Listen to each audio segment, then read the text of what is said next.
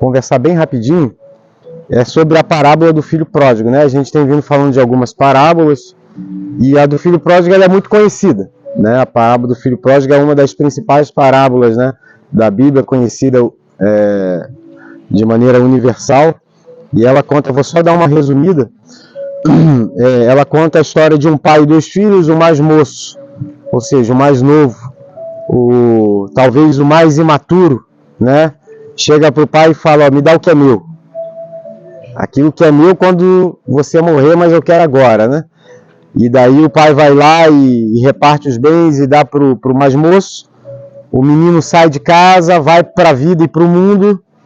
E a Bíblia fala que ele vai para uma terra muito distante, porque ele realmente não queria ser encontrado e nem incomodado por ninguém. E muito menos sofrer um resgate, né? Então ele vai para uma terra muito longe e ele pega todo aquele dinheiro e ele gasta de maneira, a Bíblia fala, de uma maneira dissoluta, né, sem responsabilidade, e fala que gastou todo esse dinheiro dentro de um contexto de prazeres, bebida, mulheres, rock and roll, tudo aquilo que, né, naquela época era oferecido para aquela geração como prazer. Ele pegou tudo aquilo que ele tinha e gastou o seu dinheiro de maneira dissoluta em prazeres. De prazer em prazer, ele foi vivendo a vida. De prazer em prazer, ele foi vivendo a vida até que o dinheiro foi acabando, os recursos foram acabando. E aí até que chegou naquela cidade... Pode passar. Até que chegou naquela cidade um momento de muita escassez, uma crise econômica. E ele começou a passar fome. E diz a Bíblia que ele, para procurar sobreviver, ele procura um trabalho. E ele encontra um trabalho com porcos. E a Bíblia fala que, dado o momento, né, da sua falência, ele deseja comer a comida dos porcos. E daí a gente faz uma pequena reflexão sobre essa parábola e o contexto da nossa vida da adicção. E eu vejo que a história do filho pródigo é a história nossa. Porque quando eu li a história do filho pródigo, depois de começar a entender um pouco a recuperação, eu falei, essa é a história da minha vida. De um menino imaturo, não tinha tudo, talvez o que eu poderia querer ter, mas eu tinha o básico e o necessário para viver dentro de casa. Informação, carinho, estrutura. E como filho mais moço, eu também peguei aquilo que me pertencia e que achei que me pertencia e resolvi viver a vida de maneira dissoluta, de prazer em prazer, até que eu também, todos nós aqui, chegamos numa condição de fundo de poço.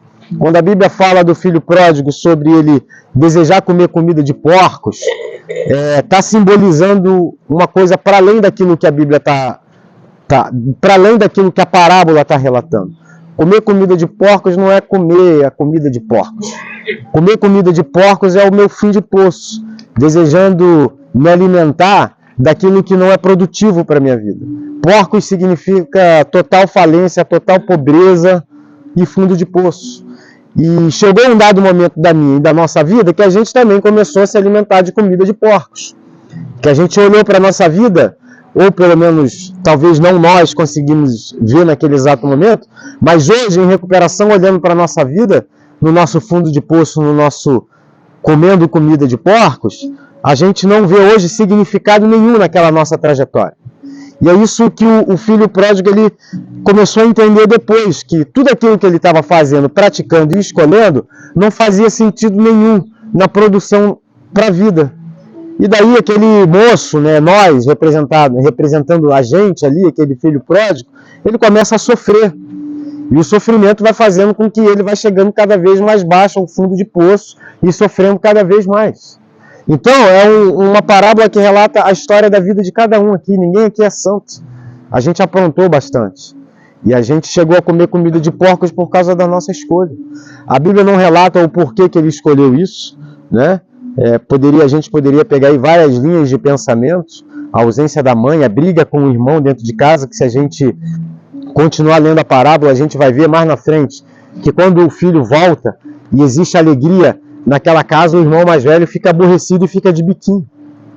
Ele fica de bico porque o pai estava fazendo festa por um filho que quebrou tudo, que vendeu tudo, que acabou com tudo, que fumou todas as pedras, que fumou todas as maconhas e bebeu todos os goles no bar.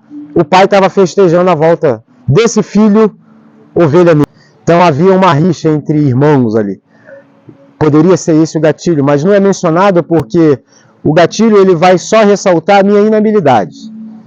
Porque eu não posso justificar a minha recaída, a minha partida para uma terra distante da minha cultura, daquilo que eu creio, daquilo que eu fui ensinado, dos meus princípios, dos meus valores. Nada justifica eu falar, foi por causa disso. Foi por causa disso, talvez que eu tenha tido uma inabilidade, saído de casa e escolhido a droga como recurso para a minha vida. E daí é interessante, né, a gente começar a olhar para o fundo de poço daquele jovem e que o cara começa talvez a se perguntar aquela pergunta de 6 semanas atrás mais ou menos, lendo o livro azul, né, que a gente fez. Por que eu estou aqui? Talvez tenha sido a pergunta daquele jovem, porque ele falou assim, ó, até o menor empregado do meu pai, até aquele que trabalha para o meu pai, que não é herdeiro como eu sou, ou como eu era dentro da consciência dele, vive a vida melhor do que eu. O empregado do meu pai, que tem que trabalhar para receber, ele vive muito melhor do que eu, que era herdeiro. Então ele começa a fazer uma reflexão, obviamente movido pelo poder do Espírito Santo, porque nenhum homem é capaz de conseguir discernir, né, o seu erro, né, e o seu mau caminho sem que o Espírito Santo conduza esse processo, e ninguém consegue aceitar a recuperação também se Deus não mover esse Espírito em nós. Daí esse jovem ele começa a se questionar, por que eu estou aqui se o empregado do meu pai tem mais fartura do que eu? E daí ele talvez começa a fazer uma reflexão, um quarto passo, vamos encaixar o quarto passo aqui, para ele chegar na conclusão que ele chegou. E daí aquele jovem se analisa, e quando ele fala que o empregado do pai vive numa condição melhor do que ele admite a sua condição inferior de herdeiro. E daí vem o que a gente chama de aceitação. Ele aceitou que a escolha dele fez com que ele se destituísse da sua herança de filho. Porque o empregado, que não faz parte da família, que não está dentro do testamento, vive melhor do que ele. Então ele consegue, dentro desse processo de raciocinar, chegar à conclusão seguinte: a minha escolha foi a pior possível. Eu fui talvez levado por um feitiço, seja lá o que for, mas a minha escolha foi a pior. Porque eu hoje, na minha condição, eu estou lá embaixo do que a minha verdadeira condição que envolvia a minha vida antes de sair de casa.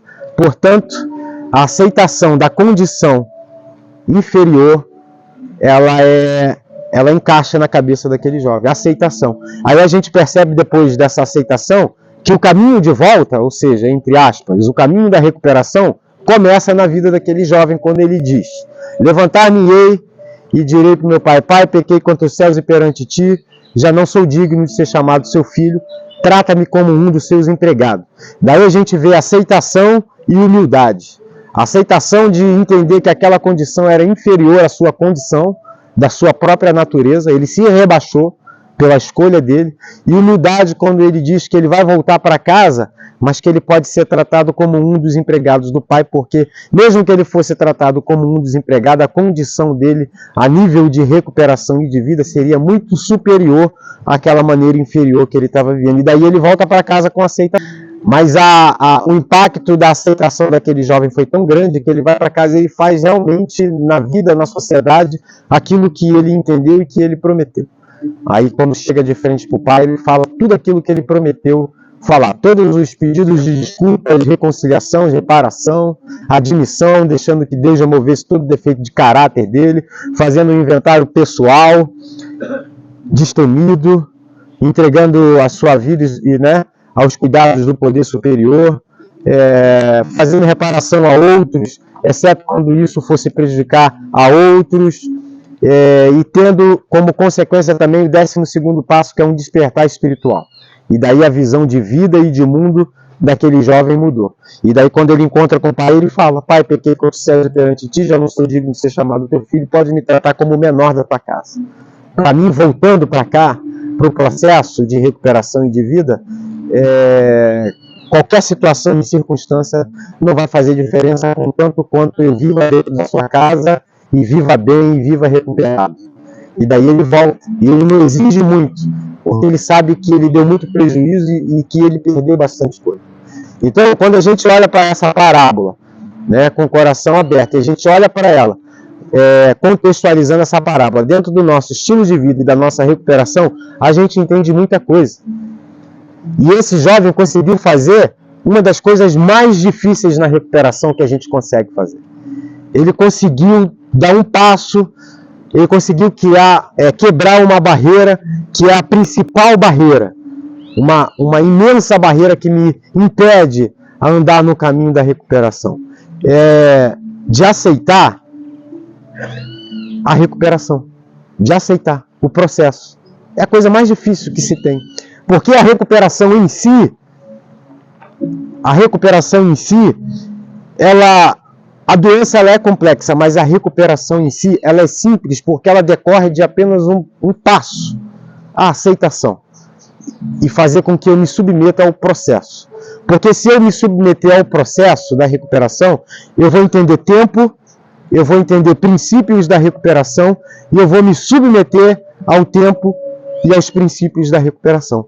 E quando eu me submeto ao tempo e aos princípios da recuperação, a recuperação vai acontecendo por essa submissão que eu tive. Então, quando que a recuperação é horrível e horrorosa? Quando eu não me submeto a ela. Quando eu não tenho a aceitação que esse jovem teve, quando eu tento voltar, dizendo que foi eu que voltei e fui eu que sou capaz, e tudo novamente começa a decorrer em volta do meu ego.